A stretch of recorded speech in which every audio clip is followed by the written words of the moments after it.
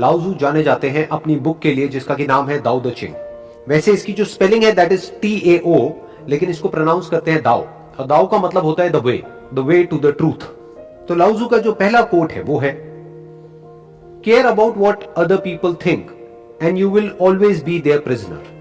क्योंकि आपकी खुशी अब किसी ना किसी और पे डिपेंड करेगी, उनकी नजरों पे डिपेंड करेगी कि वो किस नजर से आपको देख रहे हैं। उनकी नजरों में गिरे तो आप गिर गए, उनकी नजरों में उठे तो आप उठ गए। और उनका एक्चुअल में काम क्या है, दुनिया का एक्चुअल में काम क्या है, अंदर से लोग क्या चाहते हैं, आपका पड़ोसी क्या चाहता है, आपको उठाना या आपको गिराना। तो आप पूरी जिंदगी लगे रहो दुनिया को खुश करने के लिए, दुनिया आएगी 1 मिनट में आकर के आपकी सारी जो भी मेहनत है पूरी की पूरी जिंदगी की, उसकी धज्जियां उड़ा करके चली जाएगी। और ये मुझे बताने की जरूरत नहीं है कि ये क्या होता है, कैसे होता है। हम देखते हैं सुबह से रात तक इस चीज को कि इंडिया में अगर आप देखोगे बहुत सारे लोगों को, तो वो अपनी पूरी जिंदगी गधों की तरह काम करते हैं, ऐसा काम जो उनको करना पसंद नहीं है फिर भी करते हैं। और उनसे पूछो किस लिए कर रहे हैं, अपने बच्चों की शादी के लिए। मतलब पूरी जिंदगी काम किया, पैसा जोड़ा, किसमें पैसा लगाया, शादी में। अच्छा उससे क्या होगा, शादी तो कोर्ट मैरिज भी हो सकती है, शादी में इतना पैसा क्यों, लाखों रुपए क्यों, ताकि दुनिया आएगी तो दुनिया में वाहवाही हो जाएगी। और वो चाहे कितनी भी बढ़िया शादी कर ले, कहीं पर भी कर ले, वहां पर लोग आते हैं कमियां निकालने के लिए कि यहां पर खाने में ये कमी है, इसमें ये कमी है, उसमें ये कमी है, बिल्कुल बेकार है जी। अरे इससे बढ़िया तो उनकी थी। तो अगर आप आजाद होना चाहते हो, इस दुनिया का काम क्या है, आपको बांधना, यानी कि आपकी सोच को बांधना।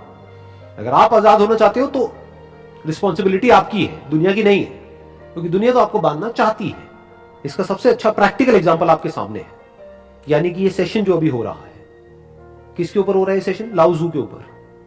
बहुत ही कम लोग इस सेशन को देखने वाले हैं, और जो कम लोग देखेंगे उसमें से भी बहुत कम लोगों को ये समझ आने वाला है एक्चुअल में कि ये सेशन है क्या। क्योंकि आगे आगे जैसे जैसे हम बढ़ेंगे डीप होता चला जाएगा।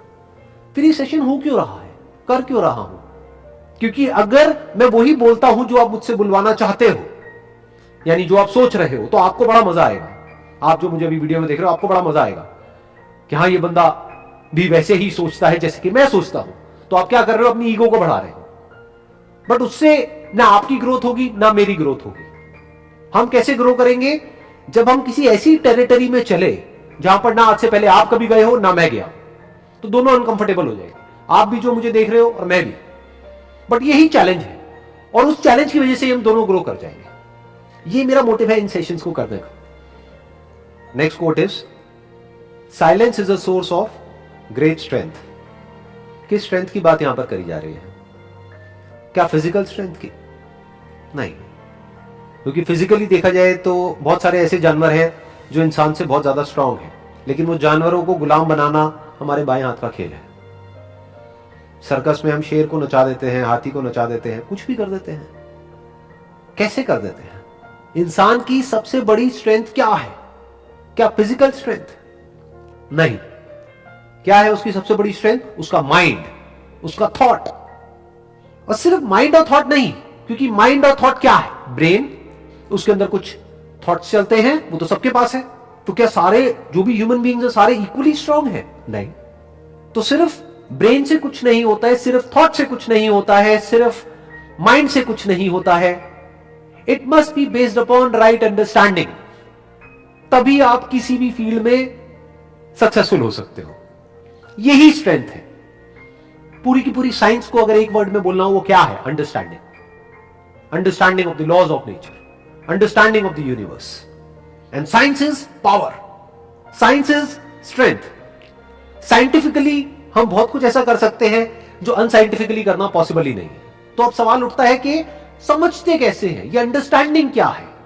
कुछ भी अगर हमको समझना है, फिर आप चाहे एक स्टूडेंट हो और किसी क्लासरूम में बैठे हो, और आपको कुछ समझना है कि जो प्रोफेसर है सामने लेक्चर दे रहा है वो क्या कह रहा है, अगर उसको आप समझ पाते हो तो वो आपकी स्ट्रेंथ है। बिजनेस आप कर रहे हो, अगर समझ पाते हो कि जो आपके क्लाइंट्स हैं उनको क्या चाहिए, तो ये आपकी स्ट्रेंथ है। आप किसी के साथ रिलेशनशिप में हो और रिलेशनशिप को स्ट्रांग करना है, मतलब क्या कि सामने वाला जो पर्सन है उसको आप समझ पा रहे हो। तो व्हाट इज अंडरस्टैंडिंग? अंडरस्टैंडिंग के लिए क्या जरूरी है? समझते कैसे हैं, उसके लिए क्या चाहिए, उसका ग्राउंड क्या है? साइलेंस। दो तरह का साइलेंस, एक बाहर से साइलेंस, यानी बोलना कम है सुनना ज्यादा है। तब बोलना है जब जरूरी है, उतना बोलना है जितना जरूरी है, नहीं है तो चुप रहो। क्योंकि अगर आप बोलते ही रहोगे तो सुनोगे कैसे, और जब सुनोगे नहीं तो समझोगे कैसे। सोचो, जो सुबह से रात तक बड़बड़ बड़बड़ बड़बड़ बड़बड़ बोलता ही रहेगा, वो समझेगा कैसे कि जो मैं बोल रहा हूं उसका कोई मतलब भी है, या ऐसे ही मैं कुछ भी बोलता चला जा रहा हूं। तो दो तरह का साइलेंस चाहिए। एक, अपनी जबान पे कंट्रोल होना चाहिए, दैट इज साइलेंस। दूसरा साइलेंस अंदर। कभी ऑब्जर्व किया हम अपने अंदर ही अंदर कितना बोलते हैं सुबह से रात तक? उस बोलने को ही सोचना कहते हैं। अंदर चुप कैसे रहते हैं और बाहर चुप कैसे रहते हैं, अगर ये दोनों आपको आ जाए तो ये अपने आप में बहुत बड़ी पावर है। क्यों? क्योंकि अब आप समझने के लिए तैयार हो। अब आप कुछ भी समझ सकते हो, क्योंकि समझने के लिए देखना पड़ेगा, सुनना पड़ेगा बिना बोले। फॉर एग्जाम्पल, मैं कुछ बोल रहा हूं यहां से, अगर आप भी अपने अंदर ही अंदर बोलते चले जा रहे हो तो आप वो कैसे समझोगे या वो कैसे सुनोगे जो मैं बोल रहा हूं? आप तो बस अपने ही थॉट्स पे उलझे रह जाओगे। इंसान की सबसे बड़ी पावर है understanding, based upon facts, based upon reality. That is the biggest power of a human being. You can even call it scientific thinking. Unscientific thinking is not power. वो तो सारी प्रॉब्लम्स की जड़ है कि आदमी कुछ भी सोच रहा है। एक इंसान के अंदर जो भी वीकनेसेस है उसकी जड़ क्या है, और जो भी स्ट्रेंथ है उसकी जड़ क्या है? जो भी वीकनेसेस है उसकी जड़ है रॉन्ग अंडरस्टैंडिंग। फेलियर्स की जड़ क्या है? कोई भी काम हम कर रहे हैं उसमें बार बार फेल हो रहे हैं। क्यों हो रहे हैं? क्योंकि अभी तक समझ नहीं आया है कि उस काम को कैसे करें। और फेलियर का क्या मतलब है? फेलियर का मतलब ये थोड़ी है कि वो काम हो ही नहीं सकता। अरे बहुत लोग और भी कर रहे हैं, तो वो कर सकते हैं तो आप क्यों नहीं कर सकते? इसका मतलब उनको समझ आ गया, आपको नहीं आया। समझ से ही सब कुछ होता है, बिना समझे कुछ भी नहीं होता। दुनिया में छोटे से छोटा काम, बड़े से बड़ा काम प्रॉपर्ली पहले समझा जाता है, फिर उसके बेस पे प्लान बनाया जाता है, फिर उस प्लान को एग्जीक्यूट किया जाता है। तो सारा खेल किसका है? समझ का है। और समझ के लिए क्या चाहिए? साइलेंस चाहिए। The next quote is, the best fighter is never angry. गुस्सा क्या है अगर शोर नहीं है तो? जब हमें गुस्सा आता है, कभी ऑब्जर्व किया क्या होता है? आदमी शोर मचाने लगता है, बाहर से भी और अंदर से भी। चीखने लग जाता है, चिल्लाने लग जाता है, पागलों जैसे बिहेव करने लग जाता है। इनफैक्ट आदमी को खुद को बाद में रियलाइज होता है कि ये मुझे क्या हो गया था। उसको ये तक विश्वास नहीं होता है कि ये मैं ही था।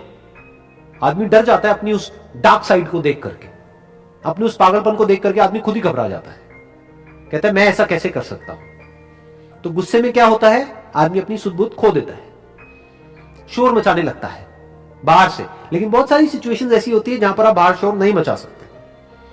यानी सामने वाला अगर आपसे कमजोर है तो आप क्या करोगे? चीखोगे, चिल्लाओगे या मारोगे, पीटोगे, किसी भी तरीके से सामने वाले को दबाओगे, अपने गुस्से को एक्सप्रेस करोगे। लेकिन अगर सामने वाला आपसे पावरफुल है तो, मान लो आप किसी कंपनी में काम करते हो और आपका बॉस है, आप चीख तो सकते नहीं, वहां पे चिल्ला तो सकते नहीं, उसको क्या करोगे? अंदर शोर मचाने लग जाओगे। दोनों ही केस में शोर है। इस शोर की वजह से प्रॉब्लम क्या होती है? मान लो एक रिंग है, वहां पर लड़ाई चल रही है, दो ओपोनेंट्स हैं। एक है जो बिल्कुल ही साइलेंट है, अंदर से भी और बाहर से भी। वो क्या कर रहा है? वो अपने ओपोनेंट को ऑब्जर्व कर रहा है। दूसरा है जिसके अंदर शोर है। शोर का मतलब क्या? गुस्सा है। वो अपनी ईगो के लिए लड़ रहा है। तो जहां ईगो होगी वहां पे गुस्सा आना ही आना है। उसके अंदर मैं है बहुत ही पावरफुल, तो उस मैं की वजह से अंदर शोर मचा पड़ा है। तो शोर की वजह से क्या होगा? वो ऑब्जर्व नहीं कर पाएगा, उसके मूव्स को वो देख नहीं पाएगा। तो जब देख नहीं पाएगा तो खुद को डिफेंड कैसे करेगा? वो सिर्फ अटैक करने की कोशिश करेगा। लेकिन ये जो बंदा साइलेंट है उसको सब कुछ नजर आ रहा है। उसका जो अटैक है वो उसको स्लो मोशन में नजर आ जाएगा, क्योंकि ये अंदर से साइलेंट है। ये एक साइलेंट फाइटर है। वो बड़े आराम से उसको अटैक को आते हुए देखेगा, हल्का सा साइड होगा, बचेगा, और उसको अटैक करेगा तो वो बच भी नहीं पाएगा। तो अगर लाइफ में हमको कुछ भी करना है, किसी भी प्रॉब्लम को फेस करना है, तो हमें यह सीखना होगा कि बिना किसी शोर के किस तरह से हम साइलेंटली उस प्रॉब्लम को ऑब्जर्व करें। और साइलेंट कैसे होते हैं? साइलेंट होते हैं जब हमारे अंदर जो मैं है उस मैं से हम फ्री हो जाते हैं। उस मैं की वजह से ही तो शोर होता है। जो गुस्सा है वो किस पे टिका है? मैं पे। गुस्सा किसको आता है? मुझको आता है। डर किसको लगता है? मुझको लगता है। लालच किसके अंदर है? मैं के अंदर है। तो अगर आप मैं से फ्री हो गए तब आप कुछ ऐसा देख सकते हो जो आपके बियॉन्ड है। आप क्या हो? जो आपके छोटे से भेजे के अंदर घूमता रहता है वही तो आप हो। तो बस उसी में जियोगे, उसी में मरोगे। अगर उसके बियॉन्ड कुछ जानना है तो उसी से फ्री होना होगा जिसको आप मैं बोलते हो। तो can you observe without the interference of your ego? ये मैं ही ईगो है। क्या आप खुद को बीच में से हटा करके देख सकते हो? तब आप एज इट इज देख सकते हो। अगर मैं के थ्रू देखोगे, ये मैं मतलब क्या? मैं का चश्मा। किसी ने हरा चश्मा लगा लिया, किसी ने नीला, किसी ने पीला, तो एक को दुनिया हरी नजर आ रही है, एक को नीली, एक को पीली। तो सबकी दुनिया अलग अलग है और वहीं पे आदमी जीता है, वहीं पे मरता है कि मेरे लिए दुनिया मतलब ये। एक्चुअल में तो कभी देखता ही नहीं है। पूरी जिंदगी निकल जाती है लेकिन देख नहीं पाते। तो साइलेंस का मतलब क्या है? मैं से फ्री होना। मैं से फ्री होने के बाद में क्या बचता है? शांति बचती है। वो शांति में क्या होता है? ऑब्जर्वेशन होता है। उस ऑब्जर्वेशन की वजह से क्या होता है? अंडरस्टैंडिंग होती है। और अंडरस्टैंडिंग क्या है? पावर है। अंडरस्टैंडिंग से बड़ी कोई पावर नहीं है। Wish you all the very best. Thank you so much.